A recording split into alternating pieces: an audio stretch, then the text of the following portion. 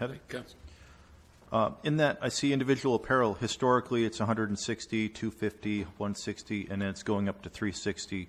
Is there more personnel in that? What's the reason for that 44% increase? I think it's the replacement to some spare uniforms and contract language. Plus, we also have a second. Make sure I'm talking. We are in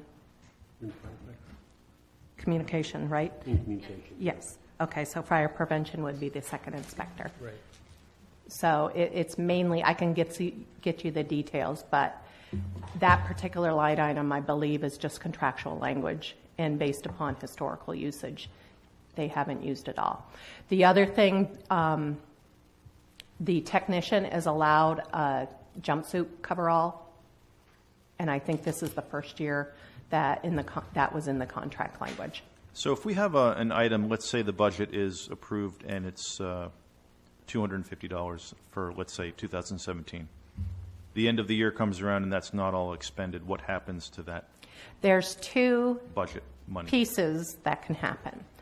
If there is an outstanding encumbrance, a purchase order outstanding, that money kind of gets set aside and retained and rolled into the next year's budget. So that's why you will see, if you look at the difference between the second and third column on all of these, sometimes there's a discrepancy between those two columns. The lion's share of the discrepancy is the fund balance purchases we brought forward, as well as any purchase orders that were outstanding as of June 30th, 2016. So that's the first option.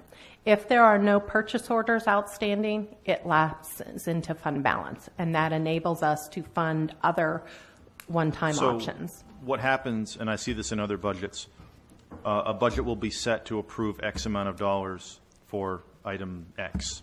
Yep. Item X isn't bought or purchased. At the end of that budget cycle, that money goes back to the general coffers. So this is one of the problems I see is budgets are approved for allotting money for this, this, and this, and half of those items may not be purchased.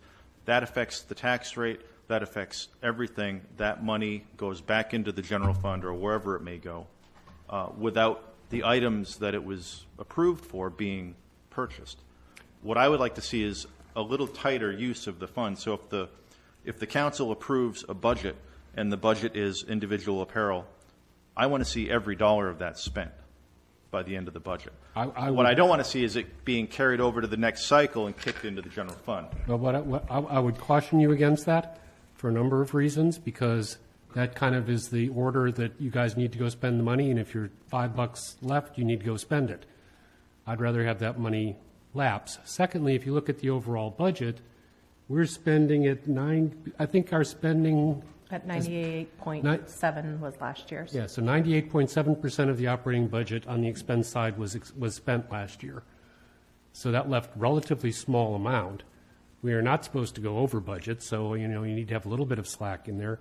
And I will simply point out that the way that money is used, if we did not have carry forward, you would be looking at a significantly higher amount of money going into this year's budget, operating budget, and being supported by taxes.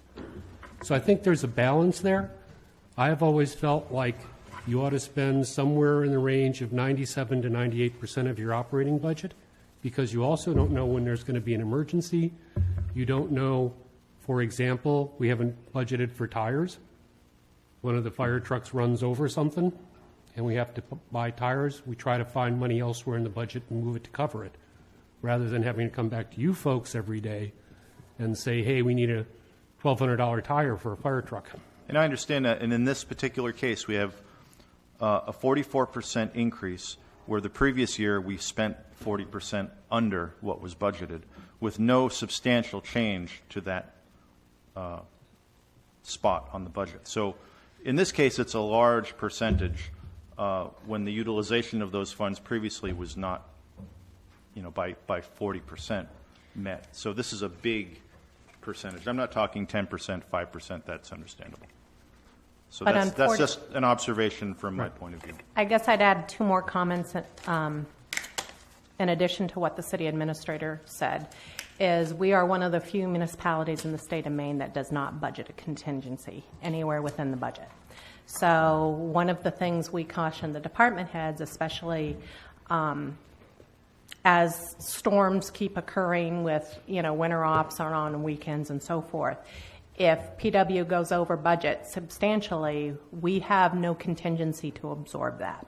So that's one thing. The other thing is, unfortunately, the 44% is somewhat misleading because you're still talking $110 increase. So I think the percentage is skewing the actual dollar amount of the increase, and it's making it look artificially high.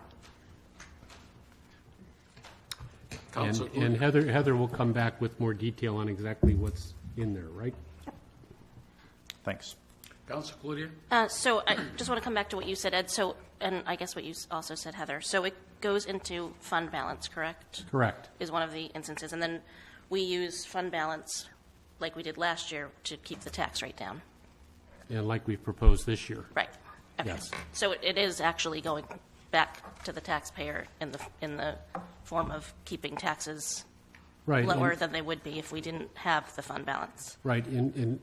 In addition to some of its basic functions, which is to support the city's cash flow and also to show the rating agencies that we have sufficient reserves to weather an emergency for bond rating purposes.